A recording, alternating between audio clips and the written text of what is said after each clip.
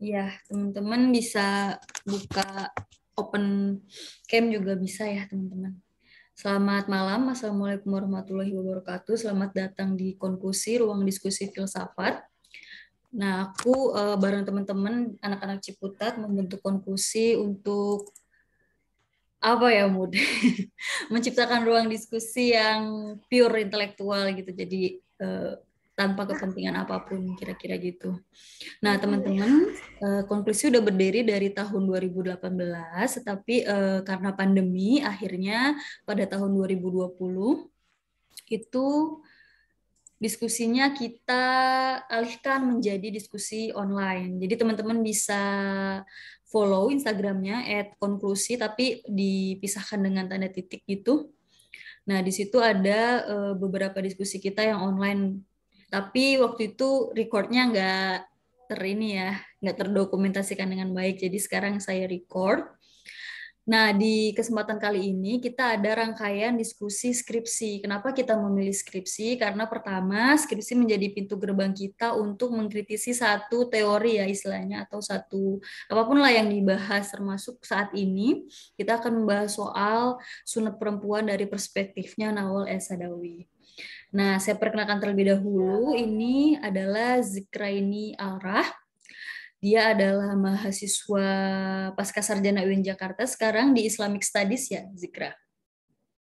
Iya, Kak. Ya, nah kebetulan banget skripsinya tuh bagus banget ya teman-teman. Jadi dia membahas soal sunat perempuan perspektif Nawal As-Sadawi. Apa sih yang sebetulnya bikin dia bagus? Aku sih baca secara keseluruhan penulisannya bagus banget. Analisanya juga tajam ya. Tapi mari nih kita ulik lagi nih sebetulnya apa sih yang Zikra ingin sampaikan dan kenapa skripsi itu akhirnya dia tulis. Kemudian apa-apa saja poin yang ingin yang jadi fokus penelitiannya dia gitu kira-kira. Baik Zikra, langsung saja tempat dan waktu dipersilakan. Silakan Zikra. Assalamualaikum warahmatullahi wabarakatuh. Waalaikumsalam warahmatullahi wabarakatuh. Perkenalkan, saya Zikraini Aura. Kesibukan saat ini sebagai mahasiswa di Sekolah Pasca Sarjana jurusan Pemikiran Islam. Pada kesempatan ini, izinkan saya untuk memaparkan tentang skripsi saya yang berjudul Khitan pada Perempuan Perspektif Nawal Al-Sadawi, Kajian dalam Feminisme. Yang pertama yaitu di latar belakang saya memaparkan kondisi perempuan sebelum datangnya Islam. Persoalan kesetaraan antara laki-laki dan perempuan selalu menjadi topik yang menarik untuk dibicarakan. Jika kita merujuk ke sejarah, kondisi perempuan sebelum datangnya Islam itu sangat memprihatinkan. Perempuan pada saat itu dipandang sebagai musibah dan peran derajatnya pun sangat rendah di mata masyarakat. Kaum perempuan pada masa pra-Islam terlihat jelas bahwa dalam praktik-praktik kehidupannya belum menunjukkan ketidaksetaraan gender.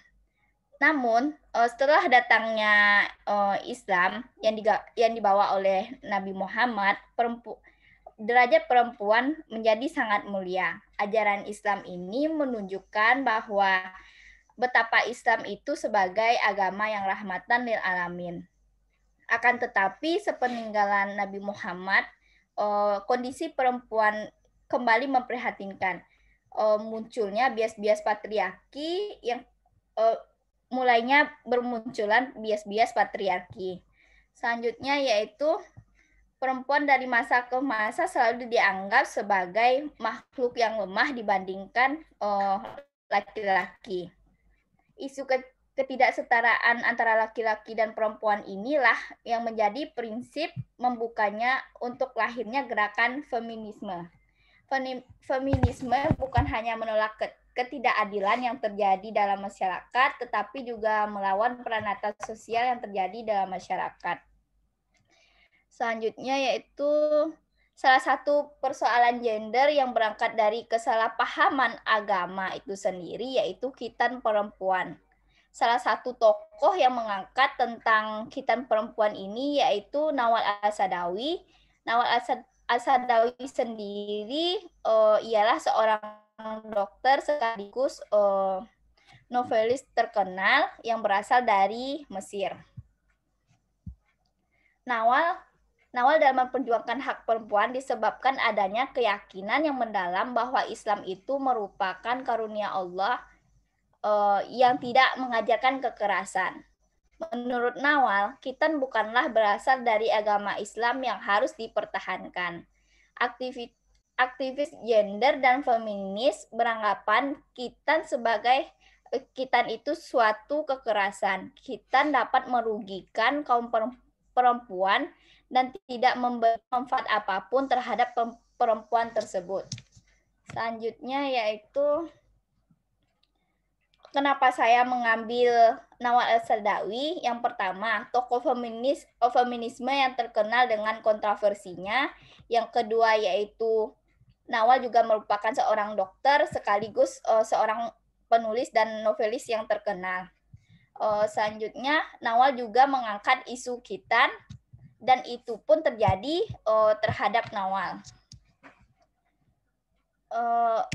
Batasan masalah yang terdapat dalam skripsi saya waktu itu adalah bagaimana pemikiran feminisme Nawal Al-Sadawi terhadap khitan perempuan. Sedangkan rumusan masalahnya yaitu bagaimana Nawal Al-Sadawi merumuskan konsep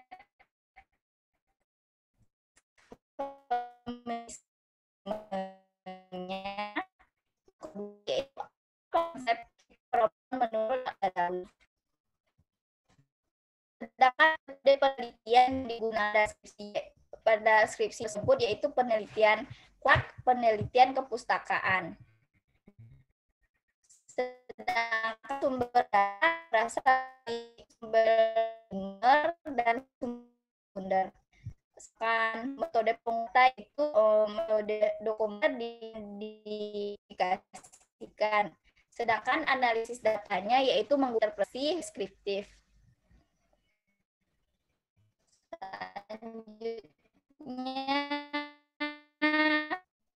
Lanjut ke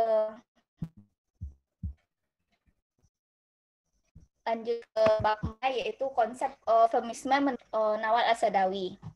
Budaya patriarki merupakan akar permasalahan terjadinya gerakan feminisme. Menawal, perempuan harus bangkit dan menghadapi tindakan subordinat dan marginal dari kaum laki-laki. Perempuan juga harus berani melawan penindasan yang dilakukan oleh kaum laki-laki dengan mengembangkan potensi yang ada dalam diri perempuan tersebut. Menurut Nawal, feminisme itu adalah sebuah perlawanan terhadap dominasi laki-laki dan dominasi kelas, berjuang dengan segala yang dimiliki oleh perempuan tersebut. Perempuan harus dituntun penuh dengan kesadaran, salah satunya melalui pendidikan.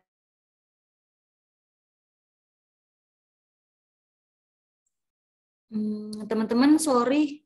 Aku mau nanya dong, ini sinyal zikranya Nawal yang... Al-Sadawi banyak menuliskan kisah atau...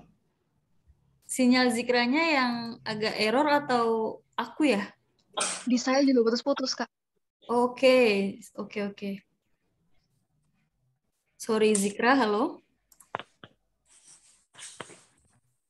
Ya, Kak? Iya, tadi agak putus-putus Zikra.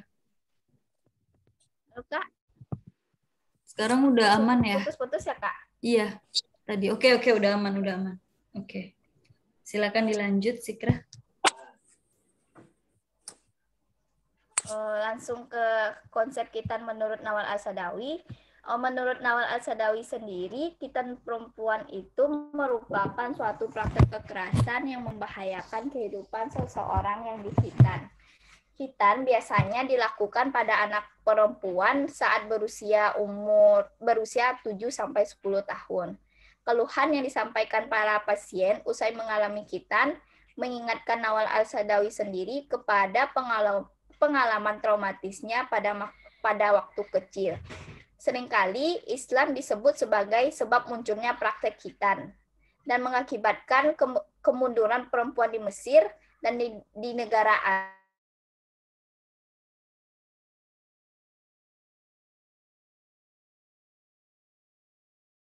Islam. Namun, khitan itu hanyalah suatu tradisi yang turun secara temurun dari nenek moyang. Selanjutnya yaitu agama yang asli menurut Nawal Al-Sadawi sendiri, yaitu tetap berpihak kepada suatu kebenaran, keadilan, persamaan, dan bermanfaat bagi perempuan maupun laki-laki. Menurut Nawal, khitan pada perempuan tidak mempunyai manfaat apapun bagi kesehatan. Kakak. Cukup sekian dulu, saya ucapkan terima kasih. Baik, Zikra. Sama-sama. Halo, kok langsung ditutup kameranya? Kenapa, Zikra? Bentar, Kak. Iya. Jadi, Zikra. Aku pikir, kenapa? Gak biasa diskusi soalnya, Kak. Oh iya, oke, nggak apa-apa. Nanti kita bedah bareng-bareng ya, Mahmud. Jadi di sini bukan kayak sidang skripsi, enggak. Ayo kita Udah berasa kayak sidang skripsi. iya, nganalisa bareng-bareng gitu apa yang Zikra bahas, kemudian kita diskusikan gitu. Nah, di sini kan Zikra ngebahasnya soal ini ya, sunat khitan perempuan gitu. Kenapa ini menarik seperti tadi yang Zikra bahas? Pertama, ternyata khitan di perempuan itu bukan tradisi Islam, tapi memang dulunya ada di Mesir gitu ya, ada di negara-negara Afrika lain, tapi tidak di Saudi Arabia. Kemudian Islam datang, Nabi Muhammad datang, kemudian menghapuskan tradisi itu, tapi pelan-pelan gitu. Setelah sepeninggal Nabi, tradisi itu tetap ada. Bahkan tadi aku dapat spoiler dari Zikra bahwa di daerah Zikra juga masih ada ya, Zikra ya? Iya, masih ada khitan perempuan. Dan itu jadi satu ini ya, apa namanya, kegelisahan sendiri gitu. Kok bisa? Padahal kita sering keluar-keluar nih masalah feminisme, kesetaraan gender, dan lain sebagainya. Sedangkan khitan itu deskripsi yang Zikra tulis, itu pertama WHO juga melarang. Yang kedua, bahkan sumber pengesahan bahwa khitan itu bisa dilaksanakan itu hanya dari hadis yang bahkan sangat lemah ya. Zikra itu sangat lemah dan nggak bisa dibuktikan gitu. Bahkan doif lah istilahnya ya hadisnya. Iya. Kemudian selain itu sekarang udah banyak juga nih pemuka agama yang mengemukakan soal larangan khitan karena berbahaya untuk kesehatan, nggak ada gunanya sama sekali. Tapi ternyata praktiknya masih ada. Berarti kan permasalahannya muncul tuh pertama, ternyata khitan itu salah paham pemuka agama ya nggak sih? Terus yang kedua, itu tradisi itu tumbuh dari budaya patriarki yang mengakar, yang menguat, yang udah ribuan puluhan tahun gitu loh. Ribuan tahun ya, bukan puluhan, yang udah ada di dunia ini gitu. Jadi perempuan itu dipotong klitorisnya, terus kelaminnya ditaruh pisau yang barangkali mungkin panas ya, agar nggak mengalami yang namanya sorry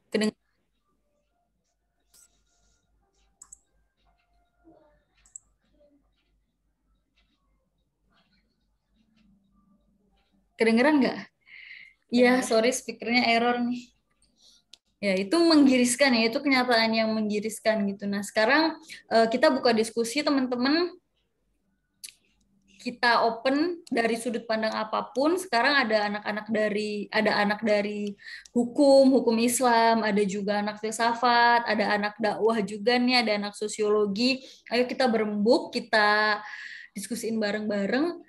Ini skripsi masih sangat relevan karena kita masih menemukan kasusnya. Sementara kita sudah membuat usaha-usaha yang cukup berarti gitu untuk menghentikan tradisi itu terjadi, tetapi pada kenyataannya itu masih terjadi, teman-teman. Nah, gimana nih? Sekarang ayo kita diskusikan. Yang punya pertanyaan silakan bisa langsung open mikrofonnya atau open cam gitu biar kita bareng-bareng nih. Ada di kamera nih. Mahmud, yang lainnya Rozak, ada juga nih Ho Dadat Azizi. Halo, selamat datang nih. Ada yang baru datang ya. Sugeng, Taufik, Rajif, Denia ya. Amira. Aku baca skripsinya, penulisannya bagus banget. Serius. Tulisannya bagus banget. Belum mandi, Kak. Malu open kamera. Oke, boleh Rajif. Kayaknya mau nanya ya. Silakan. Iya, izin moderator. Halo? Saya sebenarnya random aja Dari masuk mana nih, tiba-tiba Rajif? dia di-share sama Perkenalan dari dulu, Syariah. baru nanya, boleh silakan. Oh ya, perkenalkan saya Rajif. Wait.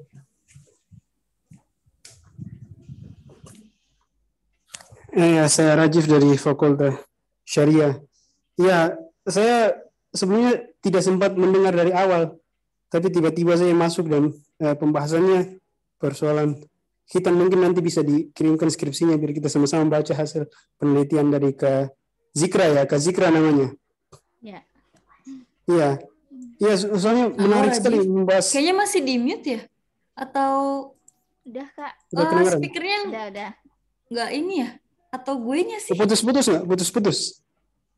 Halo? Lancar sih, Kak, sekarang. Gue nya ya? Wait. Oh iya.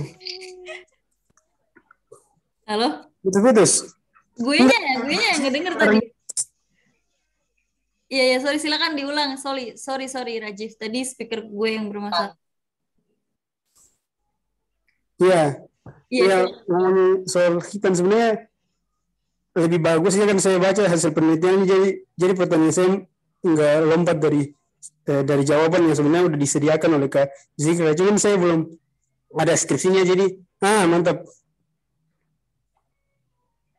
Mungkin saya ingin bertanya soalnya persoalan ini kan, persoalan hitam kan tadi udah disebutkan oleh sebentar saya dengar oleh moderator bahwa memang persoalan yang bahkan ada sebelum zaman Nabi. Kalau dari hasil penelitian dari Kak Zikra, maksudnya yang terjadi di beberapa tempat di Indonesia itu, apakah dia terjadi sebelum bahkan sebelum Islam masuk udah terjadi tradisi khitan itu untuk perempuan, atau pas Islam masuk baru kemudian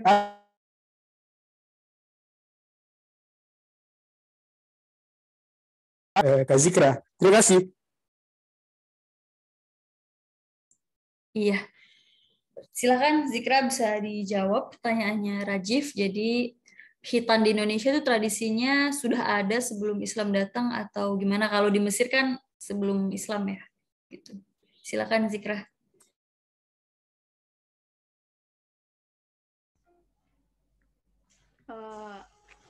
Mencoba menjawab ya, Kak.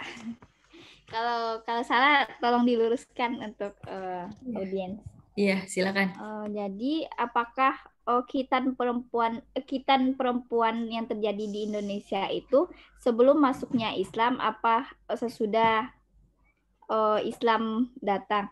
Menurut Zikra, khitan perempuan yang terjadi di Indonesia sendiri soalnya di penelitian skripsi Zikra juga tidak menjelaskan perkembangan khitan perempuan di Indonesia. Menurut Zikra sendiri, khitan perempuan itu sudah terjadi sebelum masuknya Islam sendiri ke Indonesia. Soalnya khitan itu kan suatu tradisi yang turun secara turun-temurun.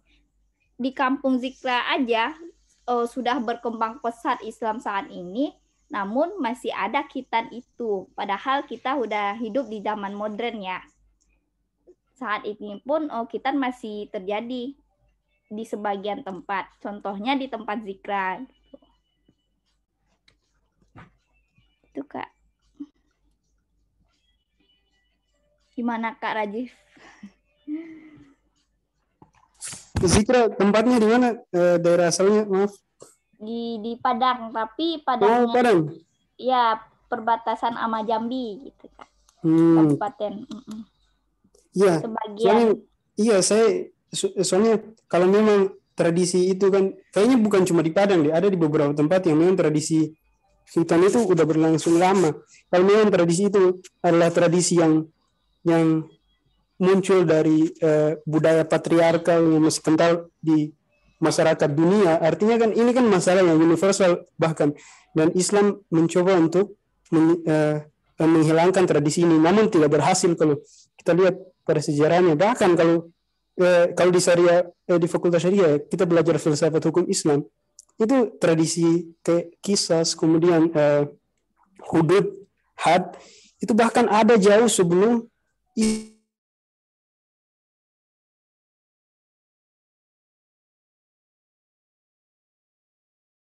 semester berapa kita belajar filsafat hukum Islam itu kan, semester 6 kalau nggak salah.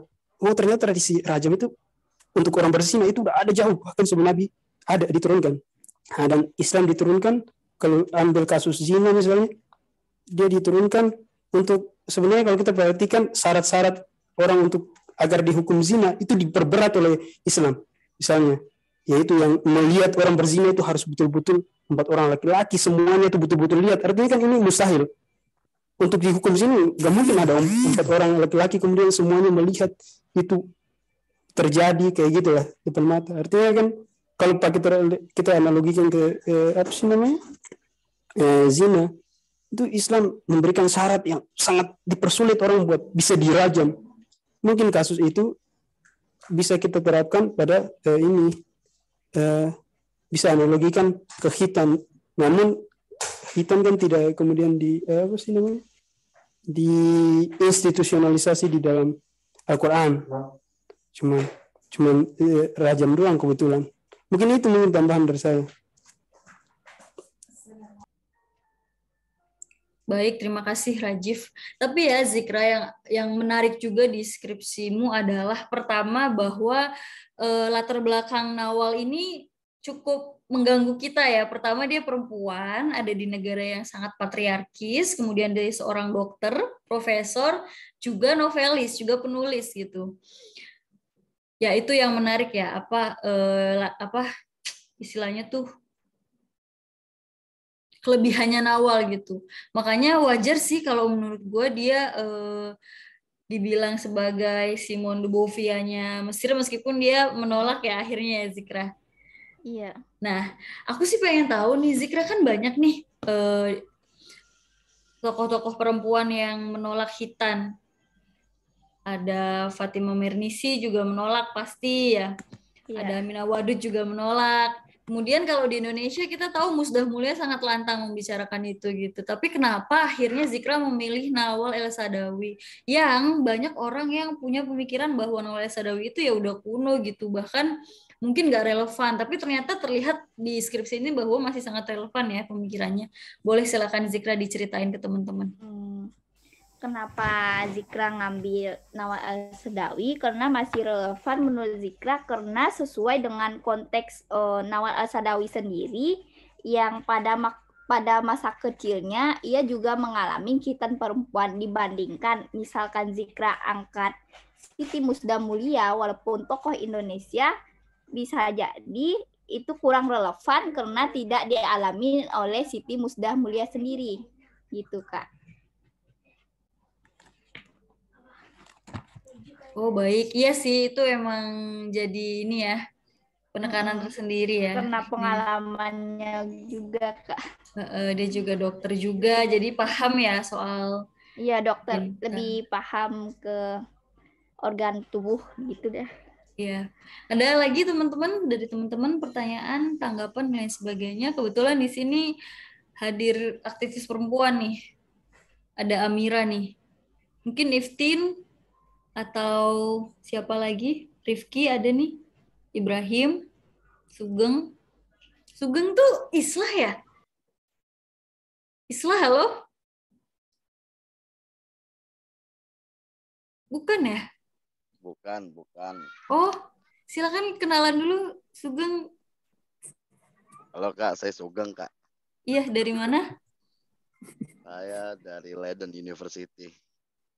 Nggak mungkin. Ini Islah kan? Bukan, Islam anak Usuluddin. Oh, ya udah. Coba gimana Islah? Silakan tanggapannya. Jadi teman-teman, oh iya, Islah Tarjo ya. Islah Tarjo. Oke. Memang sering Tarjo kalau Islam. Ya, sebelum kita beranjak ke pertanyaan selanjutnya, Zikra, ini aku ingin menjelaskan dulu ya, konklusi itu imamnya sekarang namanya Islah. Dia kadang berubah jadi Tarjo, kadang jadi Sugeng gitu. Nah, Sugeng tetap saya. nah sekarang karena Zikra udah ngejelasin nih, Isla tadi juga ada apa namanya pertanyaan. Wah, Zikranya ngilang nih. Waduh. Oh, ada nih. Nah, sekarang tanggapan dari Imam gimana? Silakan. Islah, Sugeng, Tarjo. Bukan Islah, gue Fahri. Lu Fahri. Fahri dari Syariah. Mahmud, ini Islah kan? Bukan. Paham.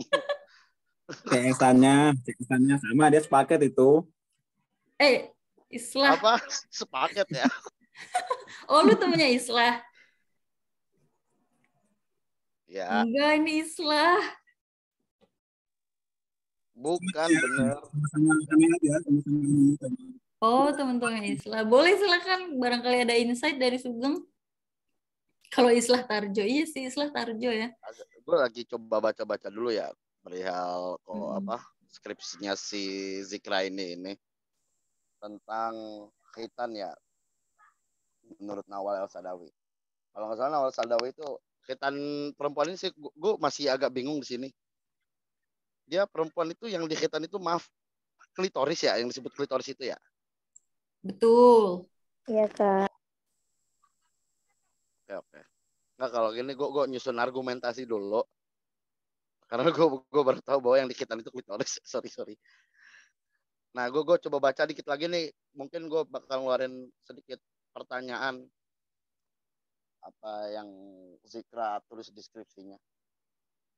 Ada beberapa jenis khitan perempuan ya di sini. Udah ditulis sama Zikra. Nah, di beberapa negara itu kadang beda-beda. Ada yang klitorisnya benar-benar dipotong, ada yang cuma seunyil gitu. Terus ada yang juga hanya ditempel pakai pisau gitu. Tapi semuanya itu nggak ada gunanya gitu loh. Semua itu terjadi karena yaitu tradisi dari zaman dulu banget dan juga kungkungan budaya patriarki. Ya, teman-teman silakan boleh. Sugeng berapa lama lagi bacanya? Enggak, kalau nggak salah di Suriah. Di Suriah sana. Kalau kita saya ingin menikah sama seorang perempuan. Jika saya berbuatlah oleh istri saya. Jika dia nggak berdarah, maka dia jadi aib. Iya. Sudah sana. Kalau nggak salah di Suriah atau di Sudan gitu. Banyak negara yang punya anggapan kayak gitu. Gimana Zikra yang penelitiannya relevan? Dia ini supaya dia tidak jadi aib, perempuan ini harus gara-gara sebuah tradisi. Perempuan ini harus ke dokter kelamin untuk dirapetin lagi kan bahasanya gitu. Karena di tradisi Sudan atau di Suriah, gue juga lupa negaranya, tadi cari aja. Kalau lo habis nikah malam pertama lo ML, habis itu lo ngumumin ke rakyat bahwa selimut yang bekas lo pakai itu ada bekas darah apa enggak. Jadi rakyat itu bakal tahu. Nah, dari sini pun kita bisa menyadari bahwa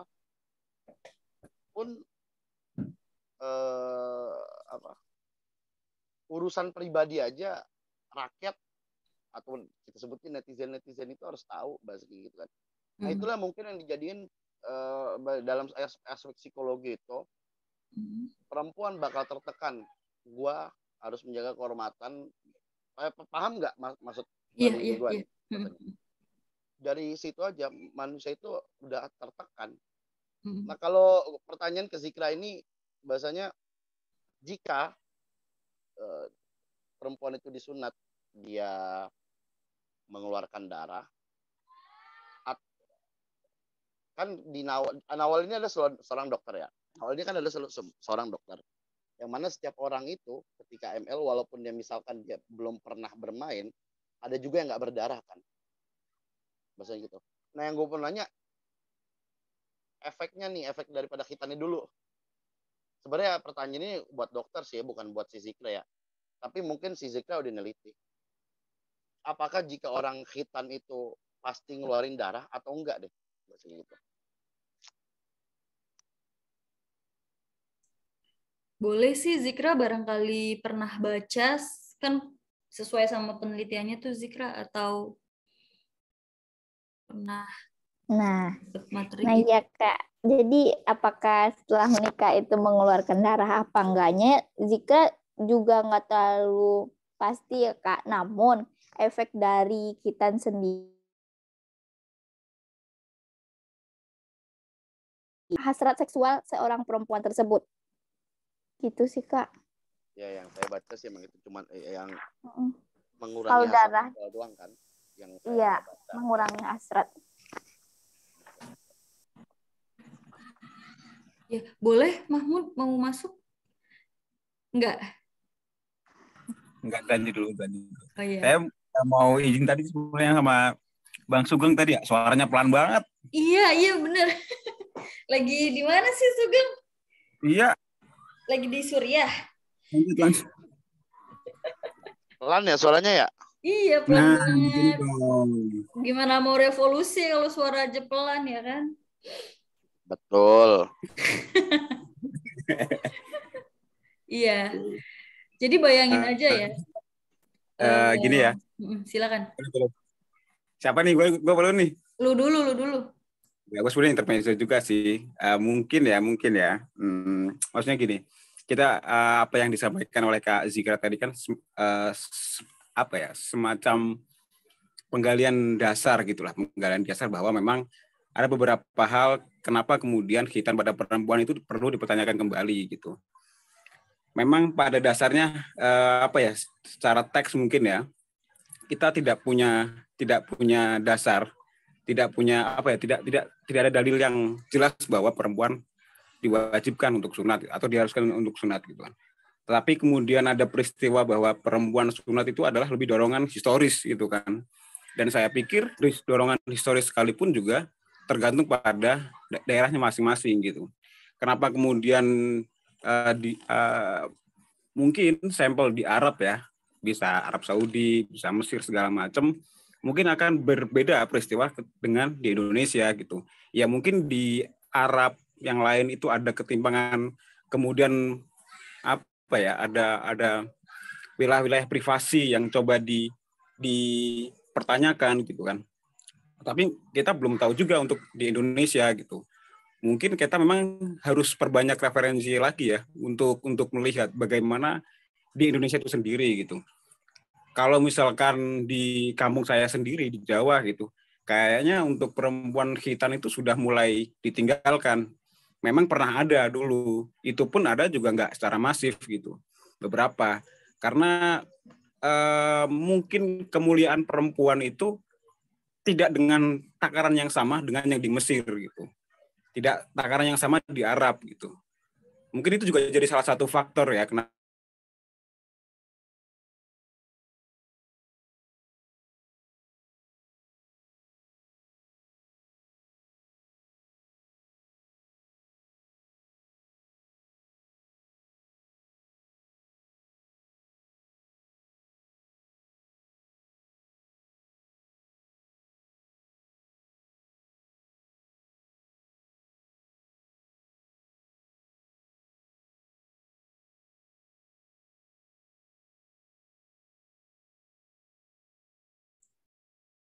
Halo? Mud? Iya Kak, dilanjut. Iya, Ada lanjut. gangguan sinyal. Sorry Ada tadi. gangguan. Aduh, gue zoomnya bermasalah. Sorry, lanjut. Iya, dilanjut. Sorry ya. Sinyal juga nih bermasalah.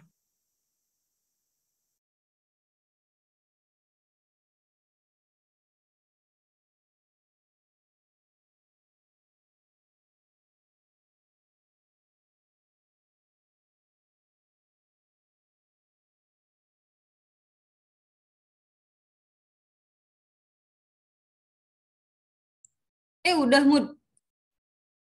Udah. Oh, udah. Sorry. Delay lama Kayaknya banget. nyambung sama sinyal yang hilang ya. Jadi nggak kedetek ya kalau udah selesai ya. Aduh, sorry. Iya. Jadi,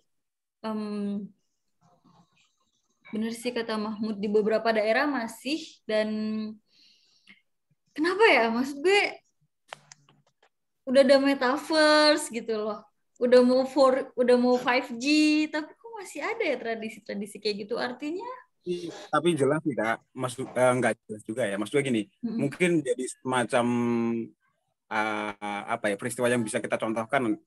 Kenapa kemudian omongan seperti ini, khususnya soal apa ya, hitan dan segala macam yang lebih berbau ke saintifik ya, kita itu telat sebenarnya kan. Ya karena kalau kita mau coba jujur dan kemudian melihat secara masif, secara historis ya, kita lihat bahwa perkembangan Islam sendiri itu selesai ketika semua itu sudah ada di tataran imamah dan khilafiyah gitu. Jadi perkembangan Nabi Muhammad yang datang kemudian dengan membawa seabrek seabrek kemajuan peradaban dan kemudian etik lah, prinsip-prinsip etik itu rasanya mungkin nggak terlanjutkan lebih jauh lagi gitu setelah Nabi Muhammad wafat. Karena memang setelah Nabi Muhammad wafat juga Islam itu berhenti dalam tataran imamiyah dan khilafiyah. Kita ini selalu ribut soal teologis gitu kan. Kemudian sampai sekarang pun kita pasti masih chaos soal surga neraka. Kita soal surga neraka, babi aja kemarin masih chaos kan. Mau ngomongin soal khitan gitu loh. Jadi mungkin itu jadi semacam insight ya. Jadi kenapa kita itu selalu nggak update terkait sainsnya lebih serius gitu. Ya untuk masyarakat juga mungkin nggak ada pengingat juga gitu kan. Oke, jadi lu nge-highlight ini ya, fokus kita pada saat kita beragama ternyata hanya sekadar di tataran iman ya, bukan di tataran kritis gitu ya, Mut, ya, kira-kira. Jadi Iya, kita perkembangannya juga nggak maju-maju banget gitu. Iya, bahkan pun yang jadi fokus mungkin hanya sekadar ritual hukum gitu kan ya, bukan nggak beragama secara dewasa gitu. Kira-kira gimana Sugeng itu tadi open mic kayaknya? Kepencet. Masuk juga dong. Enggak. Gini. Yang gue tahu perihal khitan ini ada hadisnya tentang riwayat ini Imam Baihaqi. Dia sunnah bagi laki-laki tapi kemuliaan bagi perempuan. Jadi gitu kan. Nah, kalau kita ngikut mazhab Hanafi, gue nyari-nyari mazhab yang lain ya terkait khitan perempuan ini. Kalau mazhab Hanafi itu tidak diwajibkan untuk perempuan, tapi cuman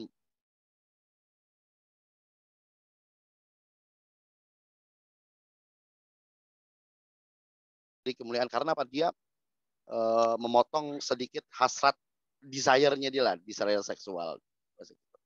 Nah, orang-orang kalau kita lihat dari psikologi sosialnya, dia cenderung tapi suara gue udah besar belum di sini? Udah, semangatnya juga udah besar, Bung. Seru. Nah, kalau kita lihat dari aspek psikologinya, ada tuh yang kalau dalam teori itu kalau nggak salah ya, nanti dibenerin karena gue udah sedikit lupa juga. Ada disebut collective unconsciousness dalam teori psikologi. Alam bawah sadar secara kolektif, secara kumpul. Jadi rasa ketakutan yang dihadirkan oleh agama, sebuah dogma agama, itu mendem di dalam sisi orang tuanya dan akan menjadi faktor genetik kepada keturunan-keturunan dan juga dari aspek sosial, dorongan tentu dari aspek sosial juga. Nah, kenapa orang cenderung untuk melakukan sunat perempuan kepada anaknya?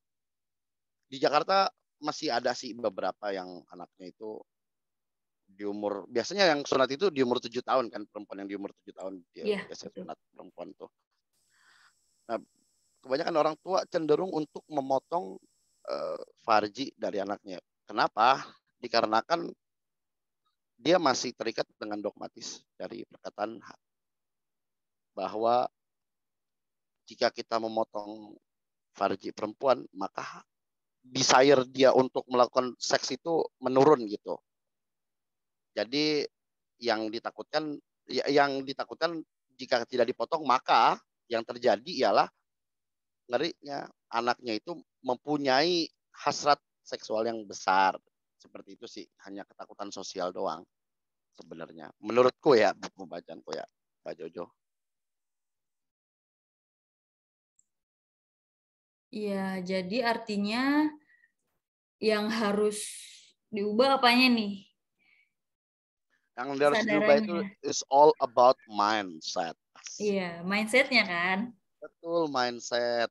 Ini sebenarnya mindset dong, mindset dari orang-orang itu. Bahwasanya kenapa sih orang sunat itu bahwa kan kadang-kadang sebenarnya dari segi apa sih perempuan ini harus disunat? Apakah sebentar. Gue mau nanya ke penulisnya dulu nih. Boleh. Hubungan Ya, antara khitan dengan gerakan feminis itu jalan benang merahnya itu seperti apa deh?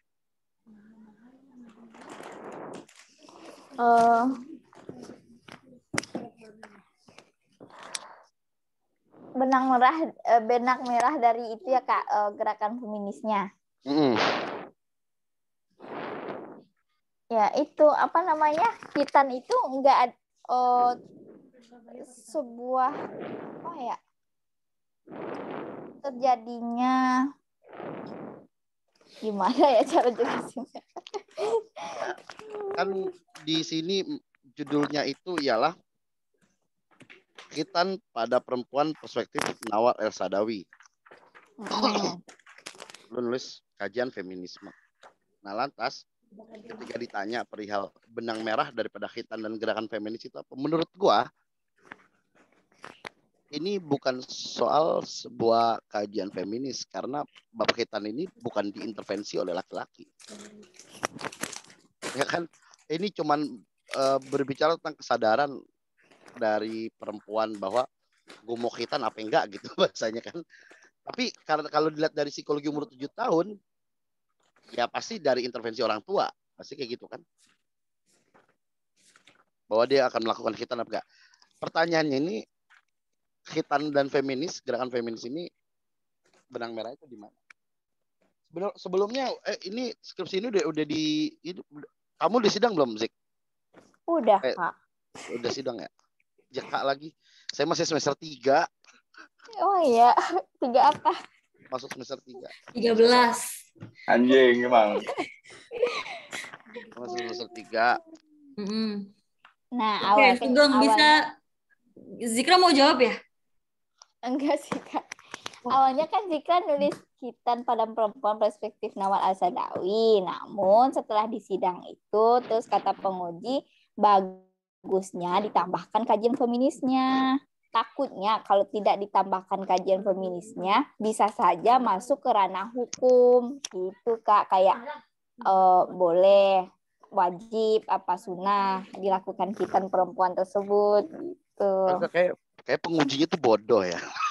Enggak bercanda. Enggak, maksudnya kalau menurut mulutnya dijaga.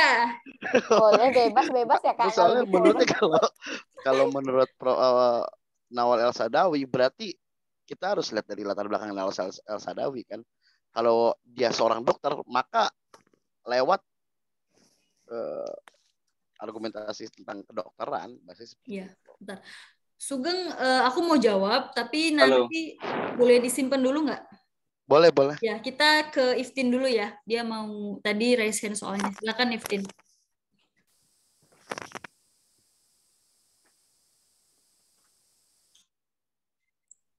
Halo Iftin. Halo Kak. Iya, boleh. Tadi habis. Ya, mungkin aku ingin lanjut sih dari Kak Sugeng tadi ya, soal gimana sih hubungan antara feminisme dengan khitan perempuan ini. Kalau misalnya saya baca dalam buku Nawal El Saadawi tentang perempuan dalam budaya patriarki, itu udah jelas banget ya, dijelaskan tentang gimana dampak sunat terhadap perempuan yang memang dari segi kedokteran itu tidak ada sama sekali. Tetapi justru konstruksi sosial lah yang membentuk itu. Gimana itu bisa diakui dan dilakukan oleh masyarakatnya, itu benar-benar dari budaya patriarki itu ya yang bentuknya.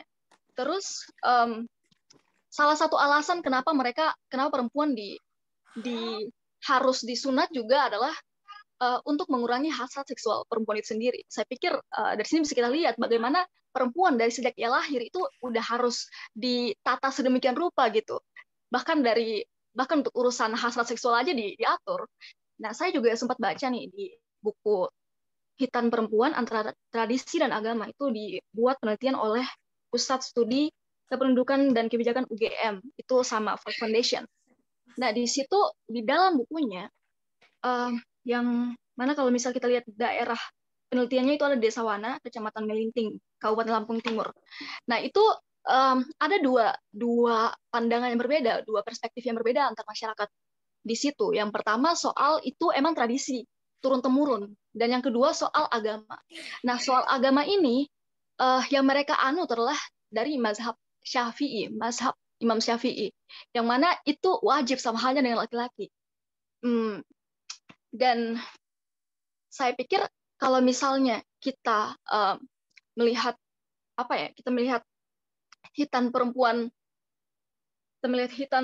ini dari buku ini ya, dari buku yang dibuat oleh UGM ini, saya pikir salah satu yang paling mendasar kenapa Hitan Perempuan itu masih ada, walau sebenarnya dengan dogma-dogma hadis atau teks yang merujuk untuk hitan itu justru yang mungkin agak kurang gitu untuk dari segi bukan valid sih, sahihnya gitu. Terus dan yang paling mendasar dari alasan kenapa hitan perempuan masih diwajibkan hingga saat ini adalah soal dogma agama itu, Kak.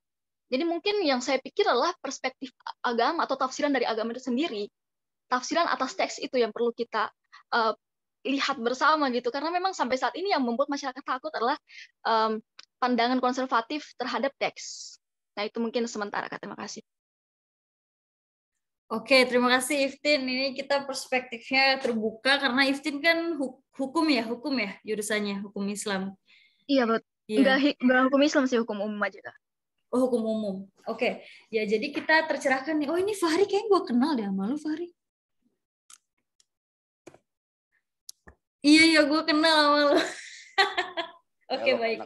Nah, Zikra pun sempat nulis ini ya, deskripsinya ya, Zikra ya.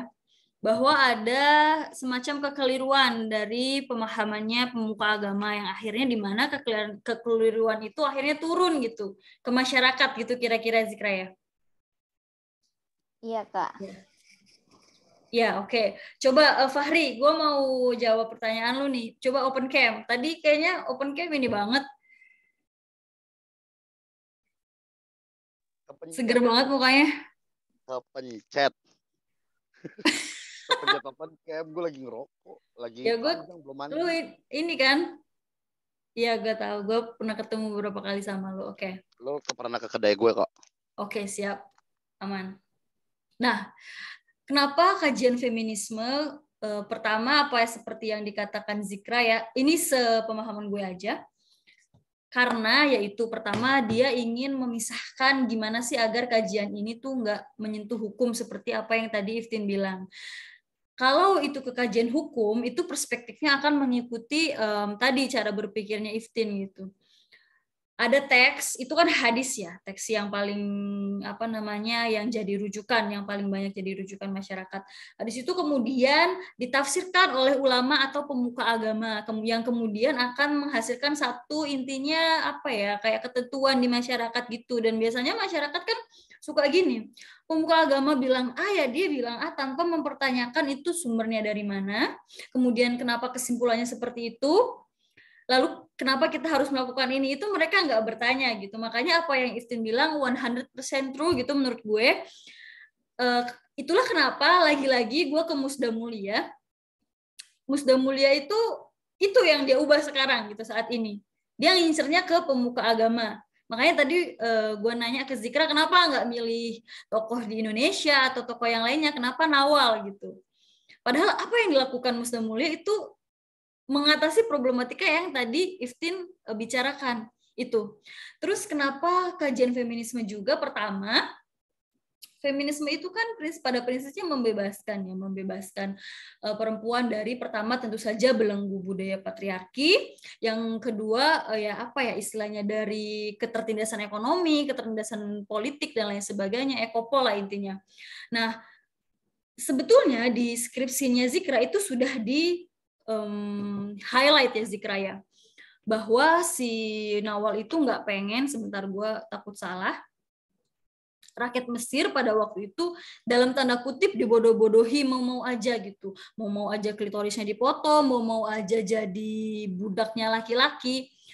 Bahkan ada satu kalimat yang Zikra juga taruh di sini, jadi istri di Mesir tuh lebih hina dari seorang pelacur loh gitu. Pelacur tuh dibayar, sementara istri di Mesir itu suaminya boleh punya istri 4 dan boleh menceraikan istrinya dengan alasan yang sederhana, dengan alasan yang sangat sederhana. Kita bayangkan pada waktu itu Nawal itu lahir tahun 37 ya, Zikra?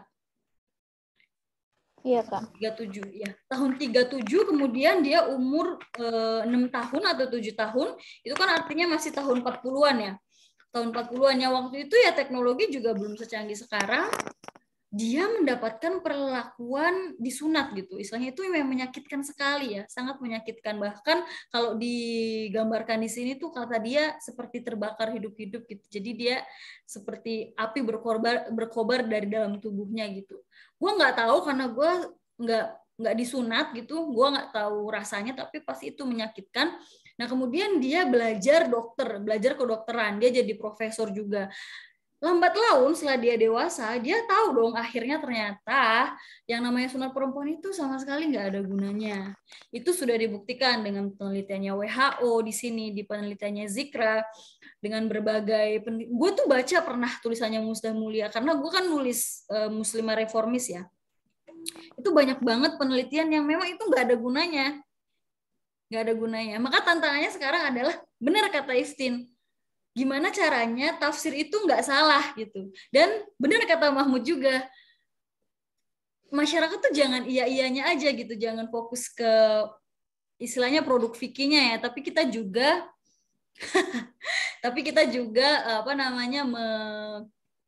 mengkritisi gitu. Kenapa sih kebijakan ini bisa kayak gitu? Kenapa sih kita harus sunat gitu?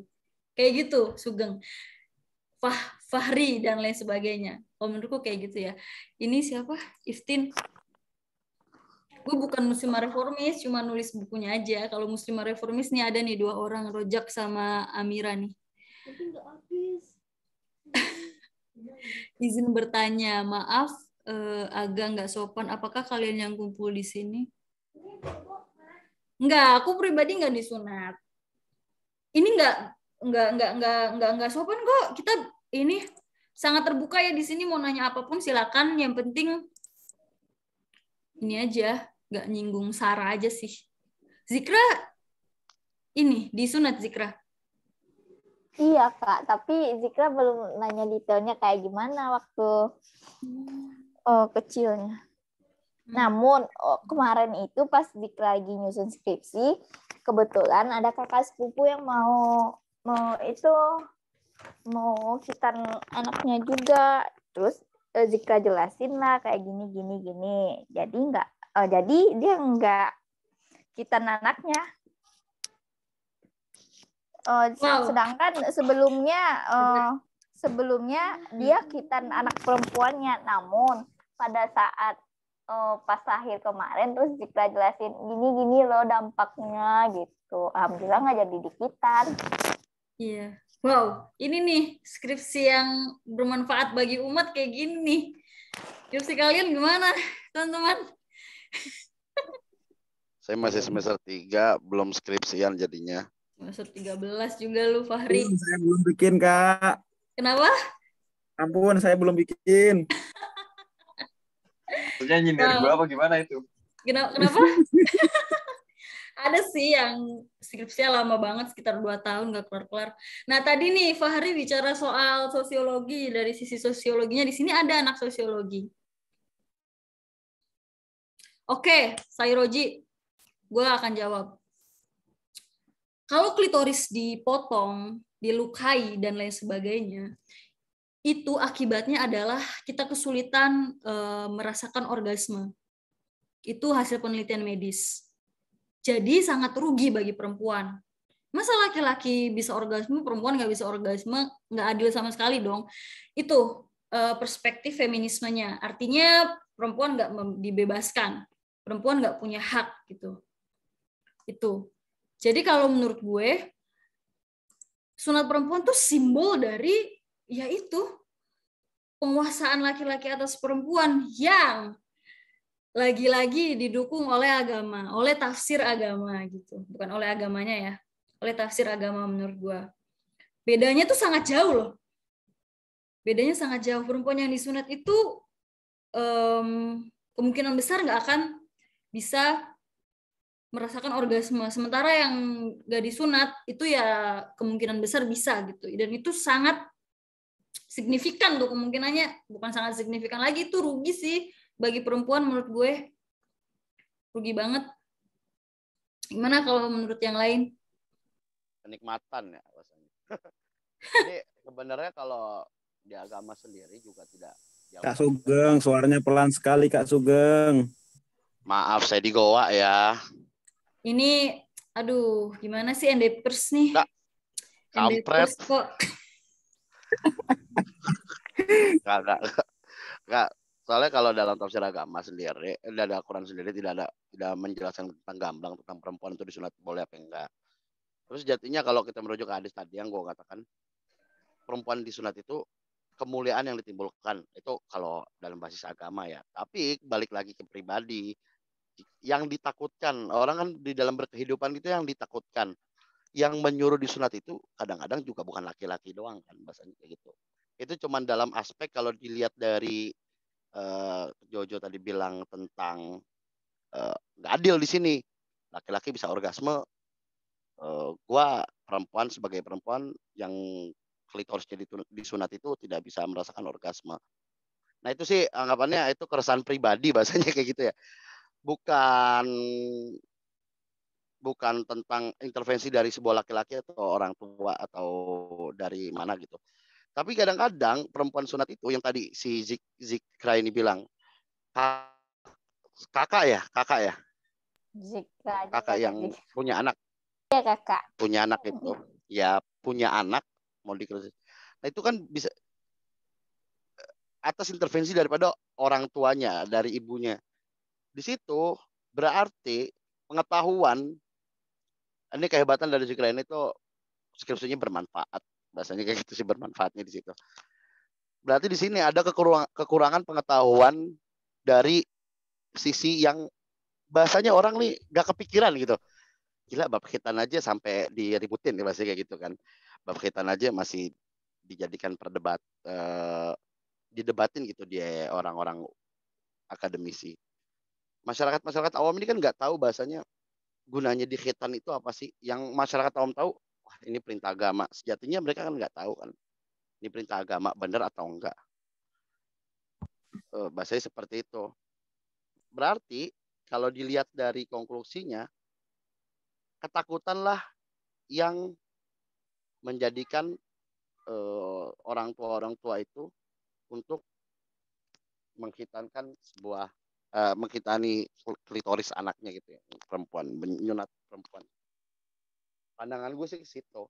Tapi kalau dalam sisi kajian feminismenya, masalah adil atau enggak adil itu perspektif sih kenanya ya. Kan perspektif dari perempuan, enggak adil lah, masa cowok disunat gue cowok itu bisa orgasme, masa gue perempuan yang disunat itu nggak merasakan orgasme. Itu sih pribadi kenanya. Paham nggak Jo di sini Jo? Gue masuk dulu mau nanya ke Sugeng.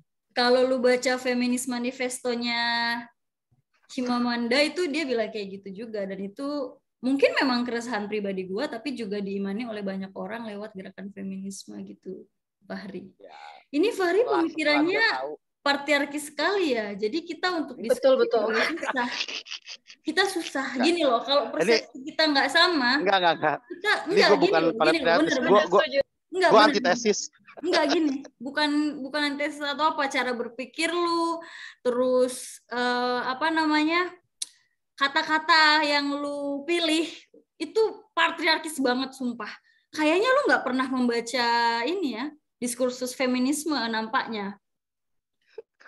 Bu Fahri tesisnya itu sebenarnya. Iya, dia Bukan sangat tesisnya. patriarkis loh. Jadi Ada kita bukan akan itu. sia-sia dong. Kita sia-sia dong diskusi soal hitam Nggak apa- perempuan sementara Nggak. yang ikut diskusi Sebenarnya- patriarkis banget gitu loh. Agak, Gimana nih? sebenarnya Nah, untuk itu Cuma pengen diskusi bikin ini seru, pentingnya seru. untuk orang, iya benar, seru. Biar orang-orang kayak Sugeng ini biar tahu betapa pentingnya kita ngomongin soal. Tadi kan dia pakai bahasa, sorry gue masuk ya tiba-tiba. Tadi kan dia bilang kok kepikiran gitu loh ngomongin soal hitam kok sampai kepikiran orang. Itu kan seolah-olah nggak penting kan, padahal itu penting. Karena ketika tadi Kak Jojo juga bilang kan, kalau orang di hitam sekali pas waktu kecil itu selama hidupnya dia itu hampir nggak bisa merasakan orgasme. Ngapain kita hidup kalau nggak bisa orgasme? No. Lo salah menanggap pernyataan gue tadi. Maksud gue masyarakat awam itu memasak bodohkan perihal hitam perempuan karena dia belum tahu knowledge-nya. Maka adanya Zikra ini tadi, makanya gue mengapresiasi tentang perkara kakaknya tadi, bahwa dia telah berhasil mendidik tentang untuk anak itu supaya tidak dikitan. Bahasanya kayak gitu. Paham kan? Lu salah nangkep pernyataan gue tadi. Gitu loh. Loh, itu kan udah dikasih tahu sama siapa tadi namanya? Iftin, ya nggak Iftin? Iya, Kak. Iya, dan itu tak gitu loh. Oh iya. Udah, lu Fahri, lu nggak bisa menafikan kalau lu patriarkis. Gue sih positive thinking ya. Sebenarnya Bung Fahri ini mencoba bersedia menghadirkan diri untuk jadi objek yang patriarkis gitu. Jadi ada langsung gitu kan. Saya berdoa Bung Fahri. Bener. Istilah aja lah. Gue mau nanya dong. Karena kalau nggak ada Kadang-kadang kita butuh contoh gitu kan. Contohnya misalkan dalam Al-Quran aja ada siapa? Fir'aun ya. Ada Fir'aun. Jadi bahkan Fir'aun saja dihadirkan sebagai contoh agar tidak ada Fir'aun yang lain. Saya kira Bung Fahri seperti itu kayaknya nih. Gue bentuk Neo Fir'aun ya. Kan contoh kan nggak harus sama ya kan. Tapi kalau lo kenal gue kayaknya sama deh. Iya nih, Fahri berarti harus kita masukin ke imam kedua nih. Kebetulan ada Tarjo nih. Dari tadi nih Zikra kita menunggu kehadiran Imam Suci Tarjo nih. Kebetulan orangnya udah hadir. Silakan Tarjo mengajukan apa ya? Mengemukakan pernyataan gitu. Kenapa telat? Minta maaf lu. Gimana sih? Oh, parah banget. Kan udah izin tadi gua sama foundernya langsung. Si Sugeng siapa Sugeng? Emang ada yang undang ya? Minta maaf dulu dong sama audiens. Kembaran lu. Udah masuk, motong obrolan lagi serius lagi kan. Tapi nggak apa-apa sih biar nggak jelas tiba-tiba minta maaf. Ya karena Assalamualaikum warahmatullahi wabarakatuh. Waalaikumsalam warahmatullahi wabarakatuh.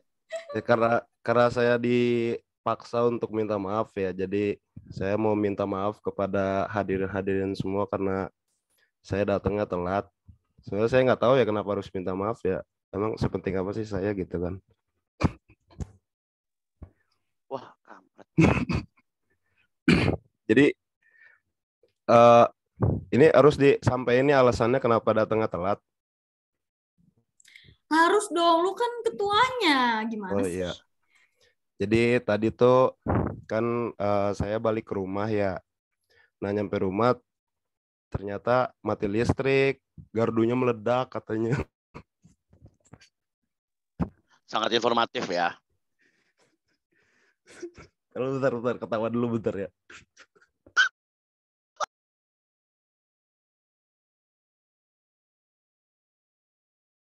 Lanjut. Benar-benar. Udah. Ya sorry teman-teman, sorry banget. Jadi teman-teman sebelum kita lanjut diskusi, ini gue akan ngejelasin satu hal dulu. Konklusi itu diketuai oleh satu orang, namanya Islah Muhammad, Nabi di Ciputat, Nabi baru sih. Selalu ala Islah. Iya, selalu ala Islah. Nah, Islah ini harusnya memimpin diskusi ini gitu, tetapi tadi dia telat, alasannya mati lampu. Padahal Depok itu seprimitif apa sih? Enggak juga kan gitu loh. Nggak primitif. Tapi dia itu primitif Kak, cuman jadi apa ya, variasi dalam berbagai kebudayaan yang ada gitu. Jadi karena keniscayaan alam ya, karena keniscayaan alam, gardu mau nggak mau meledak kan, itu nggak bisa dihindari itu karena faktor keniscayaan alam. Nah makanya nggak bisa dihindari juga saya untuk datang telat. Makanya tadi saya antisipasi itu dengan langsung ngabarin ke Kak Jojo selaku founder konklusi ini. Wow. Gitu. Jadi dimaafin lah ya. Gimana teman-teman, Zikra nih terutama, Zikra nungguin lama. Oh ya, terutama kepada dia. Zikra nih. Dimaafin nggak Zikra? Jangan Zikra, jangan maafin demi Allah, jangan. Dimaafin kalau terakhir makan katanya Islah sama Ngopi. Kalau dimaafin dia ngelunjak ya biasanya ya. Sebenarnya gini ya, kalau perkara ini dilihat dari sudut pandang etika ya. Keterlambatan saya ini kan bukan disebabkan oleh kehendak saya kan, tapi karena ada faktor eksternal yang itu menjadikan saya tuh mau nggak mau harus datang terlambat. Artinya saya seharusnya tidak bisa disalahkan. Ya, karena keterlambatan saya ini bukan disebabkan oleh kehendak saya. No. Emang lo nggak bisa? Enggak, ente Sugeng kan nggak ngerti etika. Enggak, tapi kan ini enggak, dia nih Jo emang pengen menjaga mental health dia ya, bahasanya dia nggak mau disalahkan. Gue nggak bisa membuktikan itu benar atau tidak karena lo nggak mengirimkan buktinya juga gitu. Jadi bisa jadi itu cuma alasan lu doang, Islah. Sebenarnya gue mau ngirim buktinya, tapi kan gue udah bilang kan baterai gue lagi sekarat. Jadi pas mau ngirim bukti, HP langsung mati. Oh gitu, baik. Terus Nabi kita satu lagi, Tomo juga nggak datang nih. Oh kalau itu saya nggak tahu ya kenapa beliau nggak datang ya. Oh Oke, baik nih. Sebelum kita ngobrol santai soal konklusi, dibuka dulu satu pertanyaan ya, teman-teman. Boleh silakan ke Zikra. Ada lagi? Saya mau nanya. Baru dateng, udah nanya. Lanjut. Boleh gak nih? Ya boleh. Lu udah baca kan skripsinya? Belum. Justru karena gue belum baca, gue mau nanya. Gimana sih ketua belum baca skripsinya? Parah banget sih, Imam. Parah banget, Imam. Ya, udah datang telat, klarifikasi telat, kalau nggak dipaksa juga nggak mau minta maaf, nggak baca skripsi. Ya, silakan dulu Islah, silakan satu kali lagi pertanyaan buat Zikra. Ya juga laki-laki wajar ya. Jadi kan kalau aneh baca dari abstraknya skripsi Zikro ya, kan tentang hitan kan. Nah kan kebetulan juga kan di AFMA kan skripsi pasti udah seharusnya itu filosofis kan. Nah, mungkin sebenarnya ini udah dipresentasiin kali ya sama Zikro tadi ya. Cuman karena saya datang telat, jadi saya pengen tanya lagi langsung ke pematerinya ya. Jadi bagaimana khitan jika itu dilihat secara filosofis gitu, maksudnya konsepsi Hilton yang akhirnya bersifat filosofis itu seperti apa gitu bentuknya? Karena saya dari baca abstraknya doang ya sebenarnya, salah saya sih baca abstraknya doang ya, nggak dapat gambaran gitu maksudnya bagaimana gitu ketika Hilton itu dilihat secara filosofis gitu. Ya itu aja sih. Oke, Zikra silakan, waktu dan tempat dipersilakan. Ya Kak, udah Kak.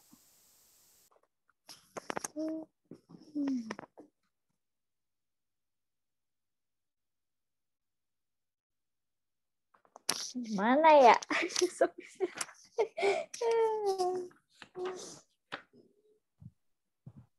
Menggunakan filosofis. Bingung Kak mau jawabnya.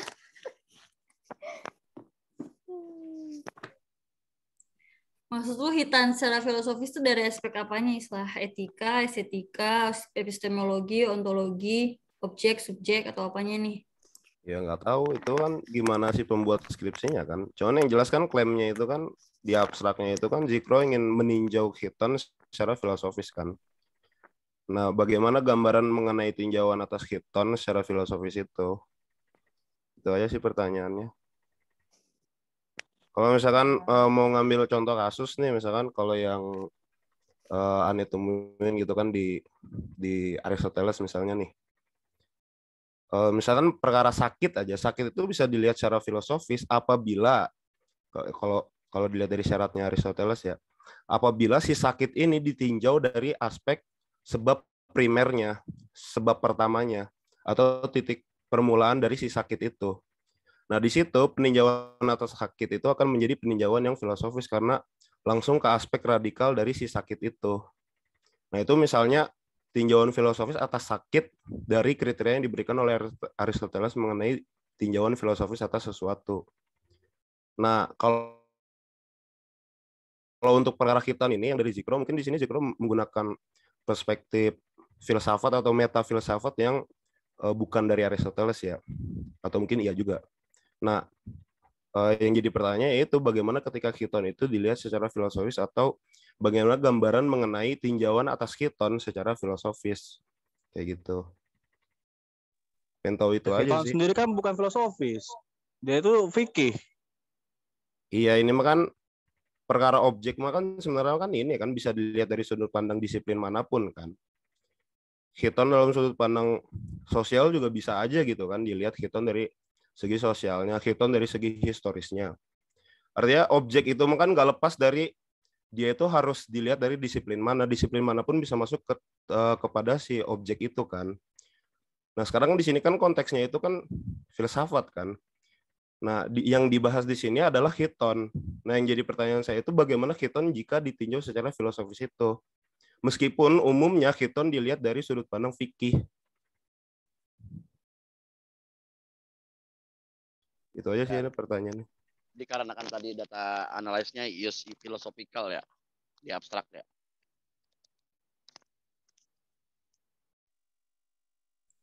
Iya, gimana Zikra, silakan. Gak apa-apa. Coba jawab ya Kak. Ya. Jadi nilai filosofisnya dari hitan terhadap perempuan itu sendiri, jadi kita terhadap perempuan itu tidak mempunyai manfaat apapun ditinjau dari segi nilainya. Jadi hitan perempuan itu tidak mempunyai manfaat apapun untuk perempuan itu tersebut. Itu sih Kak. Gimana? Gimana sih lu nggak dengerin? Parah. Udah Kak. Kak Ista juga nggak usah nanya deh. Itu etikanya si Islah rusak nih kayaknya. Dia bertanya, ada orang menjawab, dia kabur, dia Iya. Enggak, bentar. Enggak, aneh nangkep. Enggak, gue nangkep. Kan Islah, lihat background gue Islah.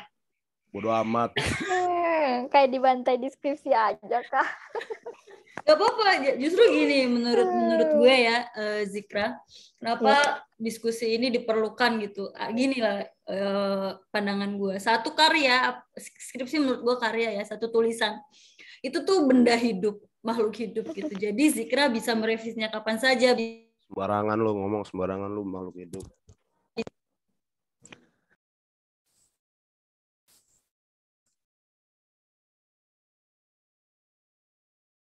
Trial.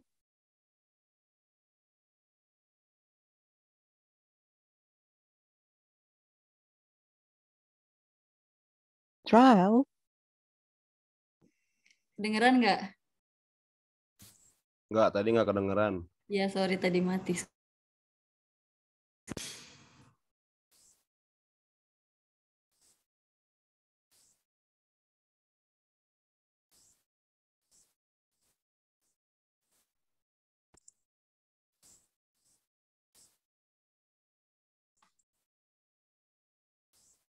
Kedengeran nggak? Kedengeran. Ya, sorry ya, speakernya bermasalah. Nah, apa apa yang dikritik Islah, dipertanyakan Islah dan lain sebagainya itu bisa jadi catatan untuk Zikra yang akhirnya penelitian itu berkembang, Zikra. Itu kalau menurut gue pribadi. Jadi kenapa satu tulisan, satu karya bisa sangat didiskusikan gitu. Harus didiskusikan tuh karena itu menurut gue. Jadi pasti akan kelihatan tuh kekurangannya di mana, kelebihannya di mana, apa yang harus dibenahi, apa yang harus ditambahkan gitu. Dan itu akan bermanfaat banget buat kalau istilah kerennya tuh pengembaraan intelektual kita gitu, ya nggak sih? Setuju nggak sih kalian? Setuju.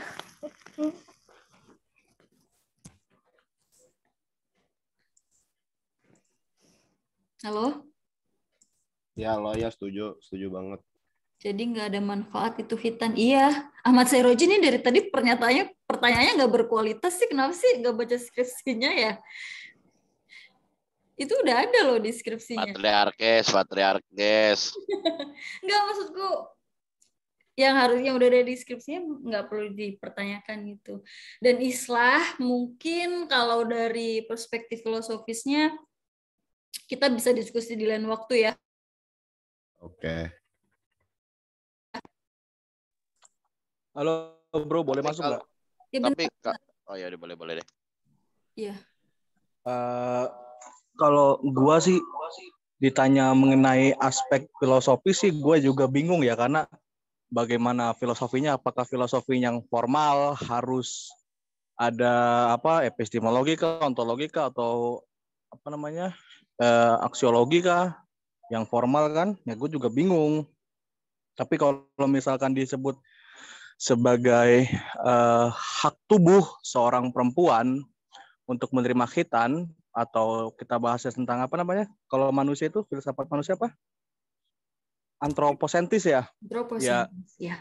Itu bisa bagaimana seorang perempuan menolak tradisi khitan yang sebenarnya memang tidak logis, baik dari kesehatan, baik dari tradisi, itu kan gunanya buat apa? Sedangkan kalau kita lihat antara dari segi filsafat, antroposentris, perempuan dengan laki-laki itu kedudukannya sama, setara, sehingga dia mempunyai hak atas dirinya, otoritas atas dirinya, kemerdekaan atas dirinya, sehingga khitan terhadap perempuan ini kalau misal dipaksakan, misalkan karena aspek agama, itu sudah tidak benar, itu sudah melanggar dari kebebasan itu sendiri, yang padahal di dalam Al-Quran Allah memberikan kemerdekaan yang penuh kepada perempuan, gitu. Kalau misalkan seorang faqih memaksa dia harus dikhitan, berarti dia telah menasakh atau merubah ketetapan Allah bahwa perempuan merdeka atas hak, otoritas, dan tubuhnya. Gitu aja. Kalau gue lihatnya dari sisi teologisnya aja. Gitu. Terima kasih. Silakan dikritik dan dibantai. Silakan Islah. Ya, sebenarnya dari apa yang dibilang Bung Ya'aliyah Hussein ya, bisa aja gitu, makan perkara khitan itu makan dilihat misalkan dari sudut pandang humanis gitu kan, atau dari sudut pandang. Terdengar seperti Tomo sih? Hah? Terdengar seperti Tomo? Nggak tahu ya gue. Tapi ya itu mah kan pengasosiasian bebas yang sebenarnya mah sah-sah aja kan, asal didasari oleh justifikasi yang kuat. Cuman kan karena konteksnya di sini makan lagi bahas skripsinya Zikro ya.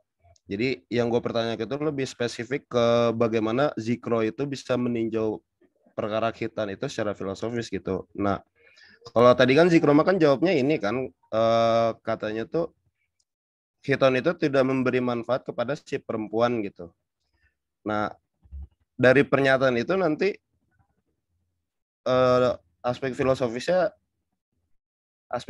yang mana gitu, korelasi gimana ya bahasa ini?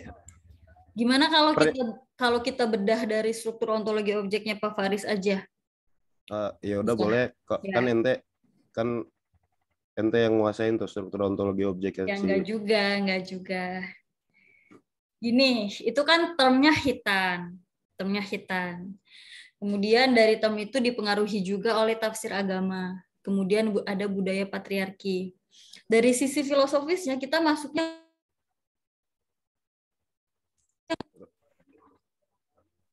Gak kedengeran, gak Yuk. kedengeran. Bahasa tuyul yuk. Gak kedengeran. Speakernya bermasalah mulu. Udah belum? Udah kedengeran belum? Udah. Ya, mau nggak mau kita harus mendudukkan masalah perhitanan duniawi ini di etika, ya nggak sih? Iya, Ya, bisa. koridornya di etika. Kita sepakati bersama itu di etika adanya. Yang pertama, menurut agama, etikanya jelas. Tadi kata Fahri, pertama, mulia. Akhirnya perempuan.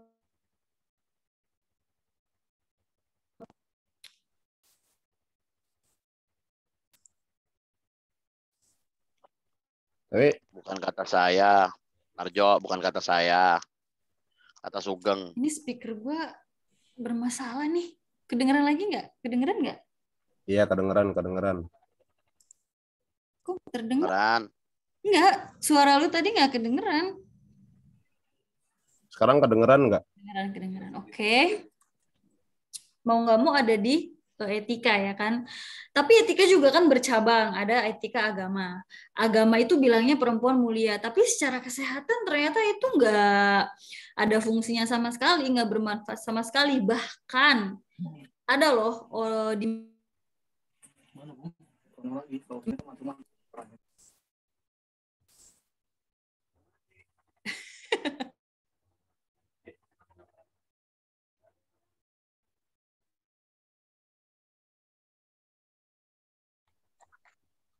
Nanti harus pindah di Zikro, kalau misalkan perkara khitan ini ingin dikaitkan dengan perkara etis ya, kan etika mah kan salah satu pembicaraan besar itu kan tentang kebaikan kan, atau puncak dari kebaikan gitu.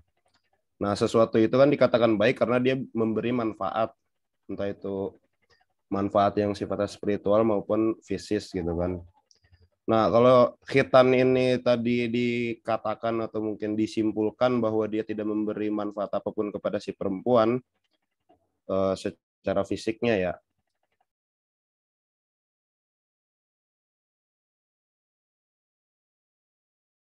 Khitan itu.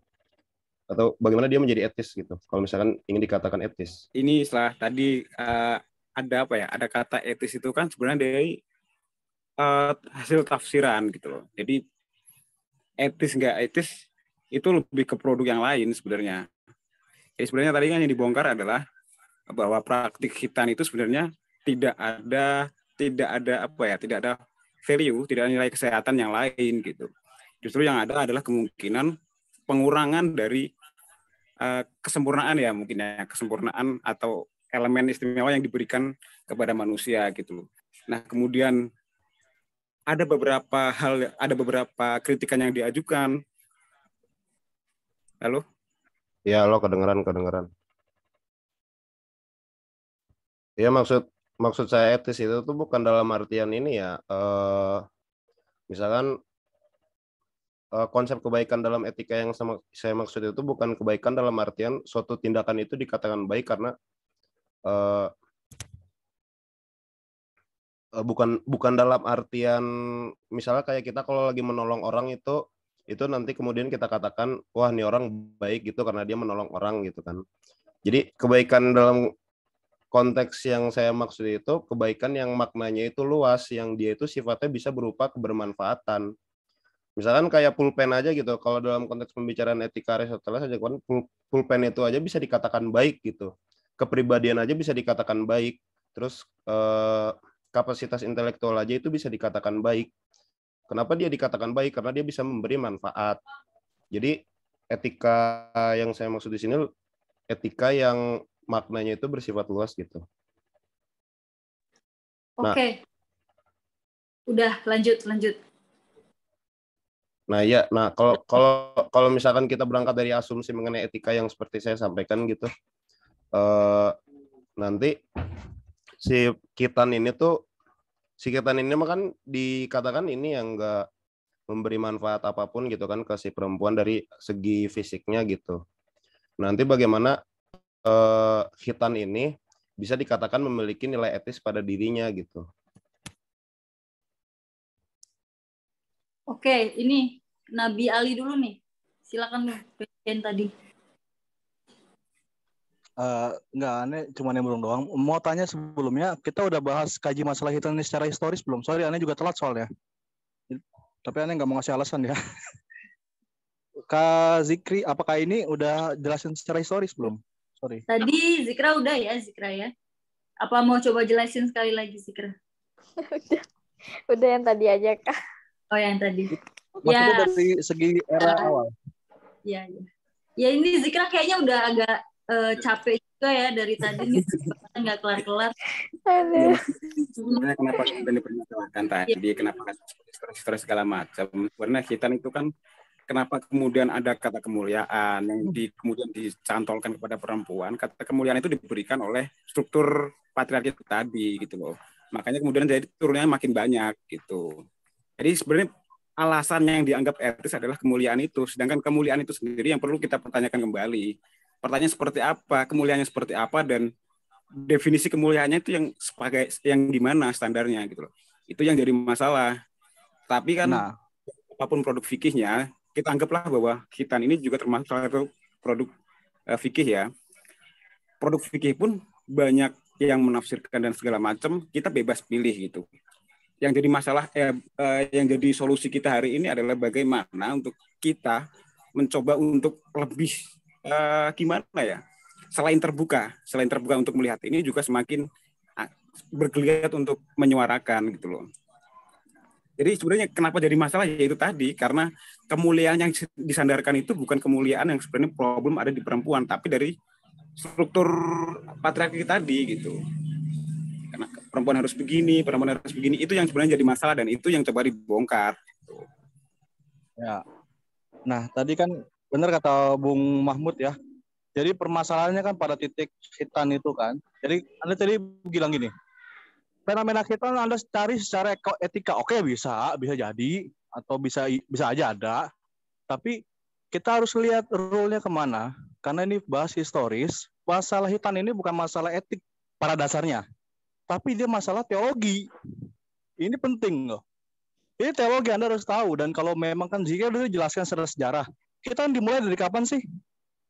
Tradisi Musa, tradisi Yahudi. Di dalam kitab Imamat berkata, kalau Anda mau jadi umat yang terpilih, Anda berkhitan. Tandanya apa? Sebagai Yahudi ini, umat pilihan Tuhan, dia harus berbeda dari sekelilingnya. Dengan cara apa? Dengan cara berkhitan. Tanda khitan itu yang menjadi identitas. Pembeda antara Yahudi dengan yang bukan Yahudi, antara pengikut Tuhan, Allah dengan yang lainnya. Itu kan yang jadi poin penting dari khitan itu sendiri. Asal usulnya, dia kan awal kata mohel. Mohel itu sebenarnya kata bersuci, mensucikan diri, mentahirkan diri, memuliakan diri pada Tuhan. Sehingga lewat khitan itu Tuhan memberi tanda bahwa inilah anak-anakku yang terpilih. Nah, dalam sejarah juga yang mungkin tadi dijelaskan Aini, orang Kristen kemudian menafsirkan ulang tradisi Yahudi tersebut. Paulus berkata, barang siapa yang dia menyunatkan dirinya, maka percuma penyelamatan Yesus padanya. Hal ini kenapa? Karena zaman di kitab kisah para rasul, Petrus itu menolak orang Yunani, orang Mediterania, orang Samaria yang tidak berkhitan.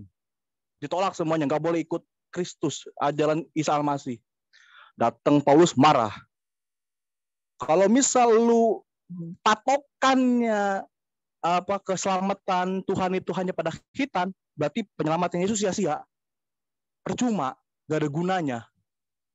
Nah, jadi sosok khitan ini awalnya fenomenanya sebenarnya teologi, aturan Tuhan. Yang pertama membedakan antara umat Yahudi dengan non-Yahudi, yang kedua perjanjian Tuhan dengan Ibrahim. Kan gitu. Kemudian laki-laki yang berkhitan dianggap inilah kebaikan, inilah kemuliaan Tuhan padanya. Yang kemudian kalau misalkan laki-laki sudah mulia dengan khitan atau umat Yahudi dibedakan dengan umat lainnya dengan khitan, maka perempuan Yahudi dan perempuan lainnya juga harus dikhitan. Itu kan konsekuensi logis. Kenapa? Karena etiknya khitan itu adalah kemuliaan. Kemuliaan kenapa? Karena dia adalah pengikut Tuhan. Nah, maka Nabi Muhammad atau Islam muncul. Islam itu lahir karena dia itu mengikuti ajaran Islam yang ajaran yang sebelumnya. Saya nggak berani meniru ya, tapi katakanlah untuk menyambung ajaran yang sebelumnya, maka muncullah tradisi khitan. Gitu. Apalagi konteksnya masyarakat Madinah saat itu adalah masyarakat 44.000 penduduk Madinah itu orang Yahudi. Anda harus terima itu kenyataan. Sehingga apa hukum-hukum syariah, rajam, apalagi itu namanya kisos, itu kan produk, maaf ya, itu kan Yahudi. Mulai muncul ketika era Madinah. Makanya itu agar menyamakan, maka dihitan juga umat Muslim. Nah, ini produknya dari mana ya? Benar kata Mahmud tadi. Ini masalah kemuliaan. Karena saya dihitan laki-laki, saya berbeda dengan kaum lainnya, saya adalah pengikut Tuhan, saya adalah umat pilihan, maka perempuan yang Yahudi atau yang Islam itu harus dihitan agar mendapat kemuliaan yang sama dan membedakannya dengan orang-orang non-Islam atau Yahudi. Dan ini yang ditentang oleh Kristen. Kalau misalkan Anda patokannya pada khitan, penyelamatan Yesus atau penebusan dosa Yesus ya sia-sia. Ya kan? Ya kan? Yesus kan menyelamatkan manusia, bukan cuma segelintir orang. Atau Muhammad kan menyelamatkan manusia, bukan segelintir orang. Kan gitu. Nah, kembali lagi ke sunat perempuan, saya melihatnya di sini. Kalau Islam mungkin nggak ada tarikannya ke sana. Tapi kalau di Yahudi dan Kristen itu ada perdebatan teologis di sana. Di Islam kan hanya meniru, karena konteks politiknya saat itu masyarakat Madinah itu masyarakat Yahudi. Kebanyakan. Sebelum ada perang Khandak ya. Ya kan di situ. Nah, kemudian ditiru oleh masyarakat Islam, dia bersunat dan dipaksakan juga kepada perempuan. Namun karena ada keterputusan masalah diskusi teologis di sini, ya akhirnya jadi tradisi aja, sunat aja sunat. Gitu. Padahal dari aspek masalah kemuliaan gak ada hubungannya. Sorry, ada motor. Gak ada hubungannya antara sunat dan tidak sunat. Makanya itu ya perempuan kan punya laki-laki kan punya batang, perempuan nggak ada batang, ya udah buat apa gitu, buat apa disunat juga, nggak ada faedahnya juga kan ya. Gitu ya buat mantik diskusi ya. Thank you. Pemantik diskusi sama marah-marah ya, Rey.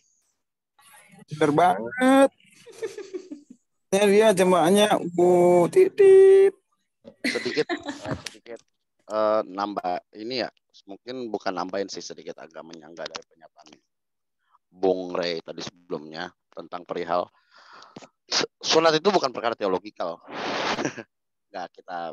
Jadi tuh kalau lo baca sejarah bukan dari kaum Yahudi dia awalnya, tapi dari Mesir kuno dulu.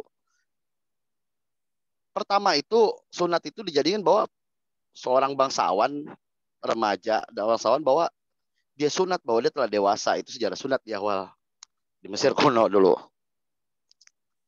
2400 sebelum Masehi lah bahasa seperti itu. Pembacaan gue sih di situ ya, literasi gue tentang masalah sunat, bahwa sunat itu adalah tradisi bahwa ngasih tahu ke orang gue udah sunat, gue udah dewasa bahwa maka gue sunat gitu bahasanya. Bangsawan Mesir kuno dulu. Baru dia tuh merembet Yunani mengatakan lu ngapain sih sunat bahasa kayak gitu. Tapi di bangsa Israel dia ngambil jalur agama yang tadi yang disebut oleh Bung Rey tadi, bahasa seperti itu. Paling gitu sih Bung Rey. Itu ada referensinya nggak? Maaf ya, bukan mendebat, cuma saya bertanya ulang gitu aja.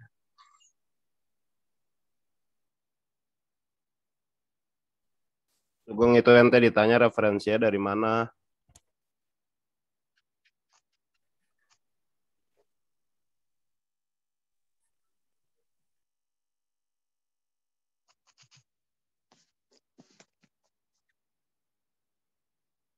Penulisnya Doyle, gue udah ngomong dari tadi belum gue nyalain, bego.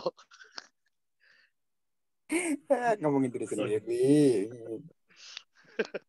Ya, ini si yang ngomong ini Doyle ya. Dari di jurnalnya dia tuh tentang ritual mare circumcision, a brief history, dari jurnal Royal College of Physicians of Edinburgh. Oh, dari Edinburgh. Oke. Itu referensinya. Guys, bentar. Ini maksudnya udah panas nih, udah pemanas diskusinya. Gini aja, kita tutup diskusi bareng Zikrah. mungkin dia juga udah terlalu malam atau gimana teman-teman. Ini diskusinya santai nih setelah ini. Jadi gue ini dulu mau dengar Closing statement. Bisu. Kak Jo suaranya hilang mulu. Iya nih sedih gue. Dia Ya, suaranya suka nggak nyampe kayak suara kita rakyat ke TP. ya. Kita tutup dulu diskusi formalnya, teman-teman. Silakan Zikra, nanti baru setelah itu yang mau gabung untuk diskusi seru-seruan, boleh silakan tetap bertahan di sini gitu. Ya, silakan Zikra. Langsung tutup aja ya, Kak. Ya, closing statement aja. Maksudnya biar diskusi formalnya berakhir gitu. Langsung tutup aja ya, Kak. Nggak usah closing statement. Baik, saya ucapkan terima kasih sama kakak-kakak dan audiens semuanya.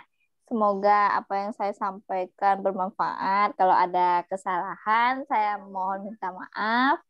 Saya ucapkan terima kasih. Assalamualaikum warahmatullahi wabarakatuh. Waalaikumsalam. Waalaikumsalam warahmatullahi wabarakatuh. Makasih banyak ya Zikra sudah meluangkan waktunya di diskusi. Sama-sama, Kak. Iya, udah Terima 2 kasih, jam ya. Kak. Semoga bermanfaat ya Zikra, jangan alergi sama Islah ya. Ya, Kak. Makasih ya, Kak. Tandain aja itu. Zikra, tandain aja ntar kalau Islah ngisi materi ya. Siap, Kak. Jangan Ditungguin. kapok ya. Bantu untuk membantai. Saya siap. Sok, hajar gua silakan. Lah, hari Selasa semoga lah, jadi Selah. Tapi nggak apa-apa lah. Kita konklusi apa namanya? Kayaknya permasalahannya emang banyak ya. Cuman konklusinya belum ke ujung-ujung ini kayaknya. Ya kan, Jo? Iya, makanya kita tutup diskusi formalnya. Jadi buat teman-teman yang mungkin udah mencukupkan diri untuk ikut diskusinya, silakan boleh meninggalkan ruang Zoom. Nanti kita ini diskusi santainya ya. Jadi apa namanya, omongan-omongan kasar boleh keluar nih di sini nih. Makasih banyak ya Zikra. Sama-sama, Ya, Kak. nanti boleh jangan lupa join sama Islah lagi. ya Zikra. Siap, Ingat Kak. namanya Islam. Tunggu. Islam Muhammad, pokoknya Islam Muhammad. Boleh Ya. join lagi nanti next time ya Zikra. Siap, Kak. Zikra ajak 10 temannya nanti dapat hadiah. Kalau bisa Oke, ngajak 10 siap. teman. Ingat-ingat Islah ya Zikra. Ya. Hadiahnya apa Islah? Hadiahnya kan novel loh. Islah. Cie Islah PDKT. Ya oke, Lah, baik hari Selasa, teman. Selah. Ntar gue tutup dulu bentar. Terima kasih ya semuanya sudah hadir di sini. Jangan kapok-kapok. Setiap 2 minggu sekali kita akan mengadakan diskusi skripsi. Saat ini sih kita fokusnya di baru filsafat dulu ya Islah ya. Nanti bisa kita dedah apapun skripsinya dari perspektif filsafat. Jadi teman-teman boleh gabung, ini bebas untuk siapa aja. Nah teman-teman yang mungkin, ya sama-sama Iftin, terima kasih banyak sudah bergabung. Jangan kapok ya, nanti bisa ikut lagi di next time-nya. Terima kasih teman-teman yang mau out silakan, yang mau masih ikut diskusi boleh. Sekian aja dari gue. Udah silakan forum mau diskusi apa boleh silakan. Ya, kita fokus menghakimi Islah aja Usul kayaknya. dong. Ya enggak? Founder boleh usul gak founder? Boleh, Usul boleh. apa? Usul apa? Itu dong, angkat itu apa namanya? Itu di unrecord aja dulu, Kak. Iya, unrecord. Ya, bentar wait ya. Sorry kelupaan.